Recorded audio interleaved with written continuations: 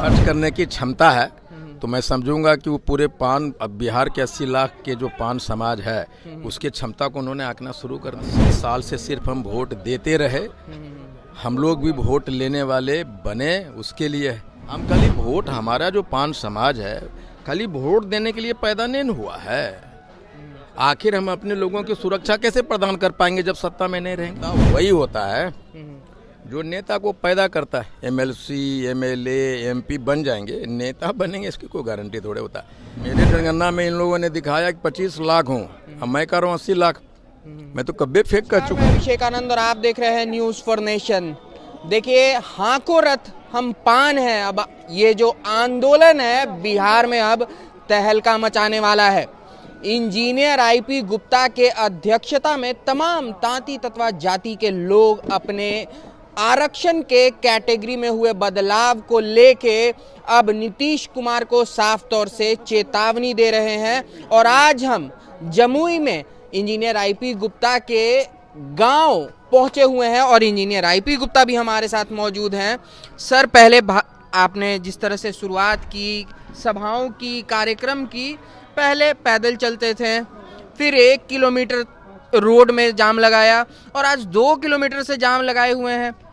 Saharsa 15 kilometre जाम था, sorry वहाँ बेगूसराय में। जी सर, लेकिन ये जो लोग हैं ऐसे दूसरे दलों के लोग बोलेंगे कि ये तो मतलब आईपी गुप्ता एक अच्छे बिजनेसमैन है, काफी खर्च कर रहे हैं, उसके वजह से लोग आ रहे हैं। अगर ये इतना ही मान ले कि खर्च करने की क्षमता है तो मैं समझूंगा कि वो पूरे पान, अब बिहार के 80 लाख के जो पान समाज है उसकी क्षमता को उन्होंने आंकना शुरू कर दिया। मुझे आपत्ति नहीं इस बात पे। सर, आपका जो बिजनेस है उसको छोड़ के पहले भी लालू यादव ने बाहर निकाला था उस कैटेगरी से, फिर नीतीश कुमार ने वापस डाला और तमाम पान समाज के लोगों को अपना वोटर्स बना लिया, फिर दूध में मक्खी की तरह निकाल के बाहर फेंक दिया। पहले ये आंदोलन नहीं हुआ, आप अपना बिजनेस छोड़ के इन लोगों के लिए क्यों कर रहे हैं सर? उन्होंने राजनीति किया, हम लोग आंदोलन कर रहे हैं। ये मरकट्टा की छोटी बच्ची है जी। आईपी गुप्ता इसके लिए लड़ रहा है कि इसको सुरक्षा कौन प्रदान करेगा। ये आंदोलन अपने अस्तित्व की पहचान के लिए है, अपनी इज्जत बचाने के लिए है, अपनी मूड़ी गिनाने के लिए है। 80 साल से सिर्फ हम वोट देते रहे, हम लोग भी वोट लेने वाले बने उसके लिए। हमारे लोग संगठित हो उसके लिए और अपने अधिकार को समझे कि हमारे वोटों पे सत्यनारायण भगवान के प्रसाद की तरह दूसरे लोग काबिज थे।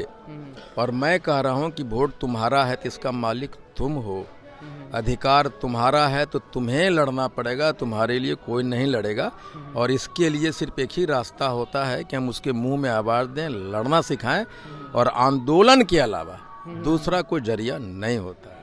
सर, इस आंदोलन के जरिए सिर्फ आरक्षण ही मुद्दा है, लेकिन आप कहीं कहीं ये कहते हुए मंच से कहते हैं कि हमको मेरा एमपी चाहिए, हमको मेरा विधायक चाहिए, अवसरवादी करो। हाँ, मेरा ये मानना है कि अगर हम राजनीति पहले से करते, हमारे लोग राजनीति अगर पहले से करते तो वो एमपी एमएलए होते और ये जो हमारा अधिकार छीना गया 75 बरस से वो बचा रहता।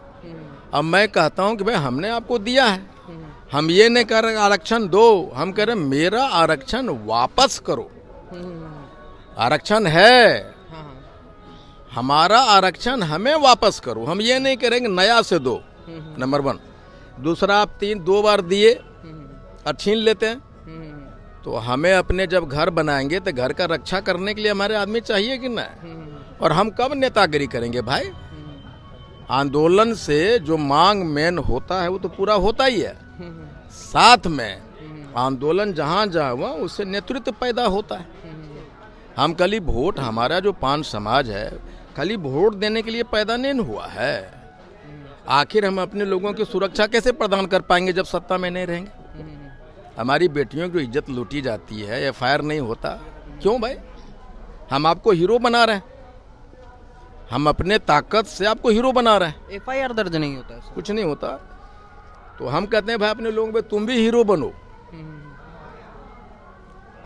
बस यही नारा है मेरा। सर जब आपने इस आंदोलन की शुरुआत की थी, आज जो सर आप ये भोजन कर रहे हैं, एक नाश्ता कर रहे हैं, लोग इस तरह का प्यार दिखा रहे हैं, बीच में अगर कोई ये जो आंदोलन है उस कहीं भटक जाए तो कैसे, मतलब ये लोगों के आवाज़ को कैसे भुला पाएंगे आप?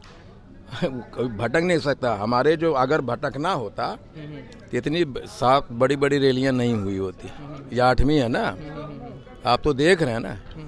ये आंदोलन जब लोग अपने अधिकार के लिए सड़क पे उतरता है तो कभी भटकाव नहीं होता। मकसद के लिए ये आईपी गुप्ता का ये मकसद जो था, ये लड़ाई घर घर तक पहुंच गई और इंडिविजुअल की लड़ाई हो गई है। पूर्व में भी ऐसे नेता आए हैं सर कि जो अपना मुद्दा लेके आए हैं, अपने जाति के लोगों के आवाज़ बन के आए हैं, लेकिन फिर उनको एमएलसी पद दे दिया गया, एमपी पद का टिकट दे दिया गया, उसके बाद जो वो आवाज़ थी वो दब गई उन जातियों की। अगर आपके साथ ऐसा होता है विधानसभा चुनाव में तो आप क्या करेंगे? जो ऐसे लोग थे वो आंदोलन किए थे क्या? आंदोलन नहीं किए थे, लेकिन उसी मुद्दे से आए थे राजनीति में। राजनीति किया। आईपी गुप्ता इसलिए इन सारे चीज़ों से दूर रहेगा। मेरा मकसद, नेता वही होता है जो नेता को पैदा करता है। एमएलसी, एमएलए, एमपी बन जाएंगे, नेता बनेंगे इसकी कोई गारंटी थोड़े होता है।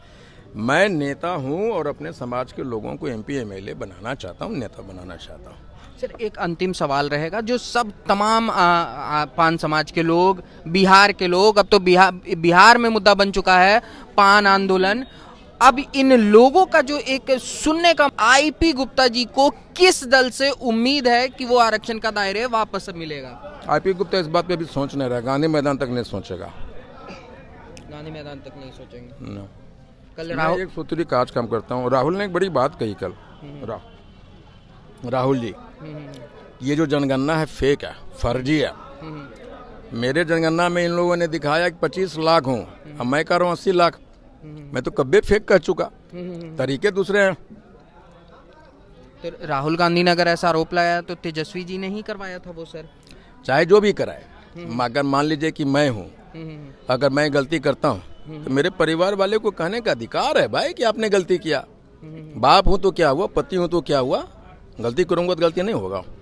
अच्छा, जो जाति जनगणना में आप लोगों का सर जितनी जनसंख्या आई, कहीं उस वजह से तो नीतीश कुमार ने ऐसा नहीं किया? उनको एक अनुभव हो गया था कि कम संख्या है, इनको दूध में मक्खी की तरह निकाल के अगर कर भी दे तो चुनाव पे कुछ असर नहीं पड़ेगा। देखिए, बिहार में 3 नेता है जिनको पता है कि बिहार में तांती तत्वा गांव-गांव खचाखच भरा है, जिसका स्वीकृति सबसे पहले लालू जी ने माना 1992 में, वरना क्यों एससी का दर्जा दिए। दूसरा, 2015 में हमें SC/ST का दर्जा क्यों दिया नीतीश जी, उनको पता है ना। और तीसरा, हमारे सामने बैठ के रामविलास पासवान जी हमको कहा कि गुप्ता जी हम जानते हैं आपके जाति संख्या बहुत है, के लिए सर क्यों नहीं थे, बोले मानते नहीं है। पॉलिटिकल लोग मानते नहीं है कि आप ताकतवर हो जब तक आप उनको मजबूर न कर दें। हम लोगों ने कभी इतनी बड़ी रैलियां नहीं की तो कैसे गिनेगा। अच्छा सर, हमारे लोग नहीं थे वहाँ। नीतीश कुमार के पास कोई ऐसा अभी भी डेडलाइन बचा है कि तांती तत्वा और पान समाज के लोगों के जो वोटर्स उनके बने हुए थे, कांस्टेंट वोटर बने हुए थे, उनको बचाने का कुछ ऐसा टाइमलाइन अब बचा है नीतीश कुमार के पास? एक्चुअली अगर वो चाहते तो बहुत पहले बच जाते, अभी भी चाहेंगे तो बचेगा, क्योंकि उनके चाहने से ही भारत सरकार बची हुई है। ये जब चाहेंगे तब मोदी जी को कहेंगे हमारा 5-6% वोट घट रहा है। आईपी गुप्ता पगला दिया तांती तत्वा को, है ना। 0.5% से भी सारे उलटफेर होते हैं। मैं तो 5% ने 2% उल्टा दिया ना, तो उलट गया। अब तो पता चल रहा है कि उल्टा दिया। ले जा भाई। अब तो देखिए, इंजीनियर आईपी गुप्ता सर हमारे साथ जुड़े हुए थे और इनका साफ रूप से कहना है कि नीतीश कुमार के पास अभी भी मौका है, अभी भी डेडलाइन है कि उनको जो मुख्य तौर पे कांस्टेंट वोटर्स रहे हैं, तांती तत्वा पान समाज के लोग जो उनको ईमानदारी से वोट करते आए और उसके बाद उनका आरक्षण दायरा बदल के उनका आरक्षण बदल दिया गया था, आरक्षण का हक छीन लिया गया था। तो अभी भी नीतीश कुमार के पास समय है, वो चाहे तो जो अपने उनके रेगुलर वोटर्स रहे हैं और विधानसभा चुनाव भी आ रहा है वो बचा सकते हैं। नहीं तो इंजीनियर आईपी गुप्ता मार्च में गांधी मैदान में नीतीश कुमार और सरकार को चैलेंज करने के लिए गांधी मैदान में पहुंचेंगे पूरे पान समाज को लेकर।